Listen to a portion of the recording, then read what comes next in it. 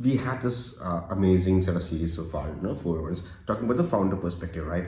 So one another interesting aspect which came to my notice is that there are a lot of aggregators with shit lot of money, right? That's In the correct. market, and they're like looking left, right, and center for buying D2C brands, but very few transactions goes through, in spite of them talking to probably hundreds of D2C brands to acquire with good ARR, good revenue numbers, not ARR, actually revenue numbers, right?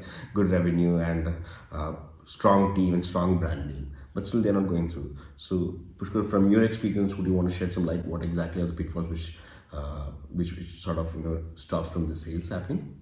Okay, so yeah, that's a really interesting question, Delos. So one thing as a founder you should realize is if you're speaking to a buyer and they are really interested in you, and once you start negotiating with them and they offer you a term sheet, which is called a letter of intent in this parlance. Now, letter of intent means you have entered agreement with them to share your data.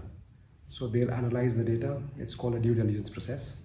So typically there's a legal diligence, there's a financial diligence, and there's a tax diligence. This entire process can take up to 2 months. Some cases it can take 3 months. It depends upon how long you take to provide them a data. And they ask for a lot of data, trust me.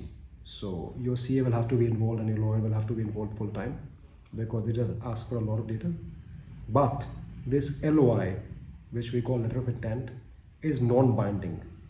Now what it means is once the diligence is done, the buyer has a right to decide they want to buy you out or they don't want to buy you out. Okay.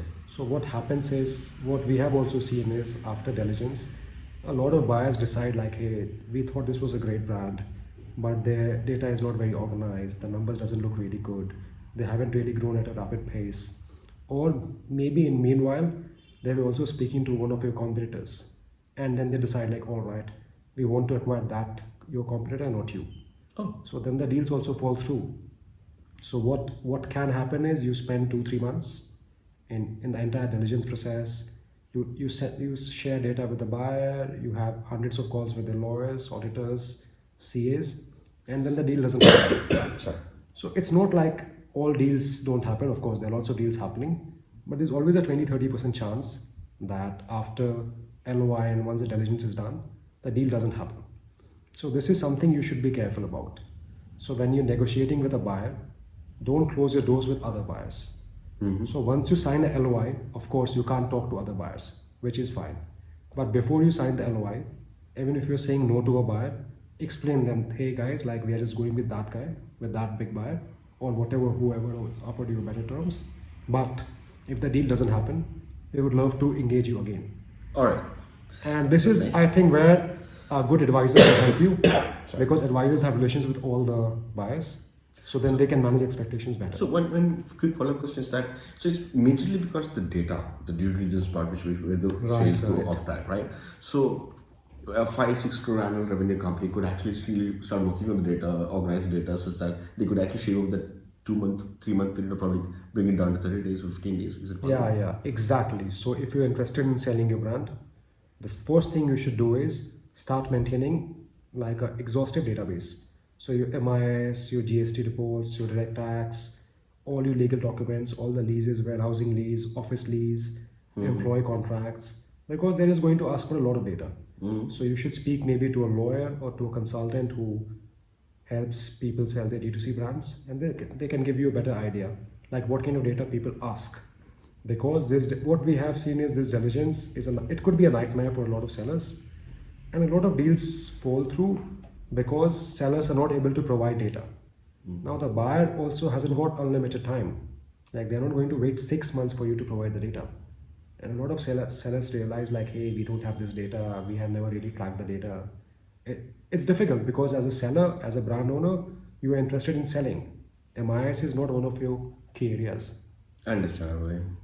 And I remember that in the webinar which you did, or rather, I would like to call it a discussion. MIS was one of the things which everyone like taken aback, and everyone asking for the format for MIS. It's very interesting because there is no format for an MIS. You can just have this information because it changes from company and brand and the business model and all this stuff, right?